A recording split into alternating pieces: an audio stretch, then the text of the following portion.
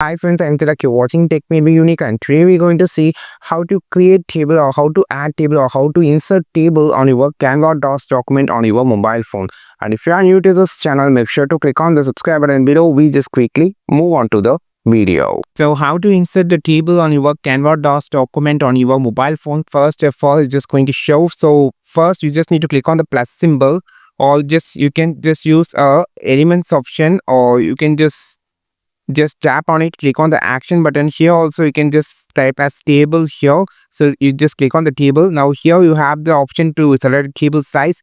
So if you just need a table 3 into 3, you can just select as 3 into 3 or 4 into 4, how much you just can easily select. You have to have a customized table, click on the element section, and here you have this option called table, and here you have a customized table, click on it and it will be inserted. So the more of the options like copy, duplicate it, merge cell, and other more options are here. Just tap on the three dots. You can find the delete row, add row, and every customization option. This is how you just create or make a table on your Canva DOS document on your mobile phone. I think this video helped you a lot. Like this video, share this video, subscribe this channel. We will meet our next video with a super valuable content. This is Tilak signing off from Tech May Be Unique. Have a wonderful day.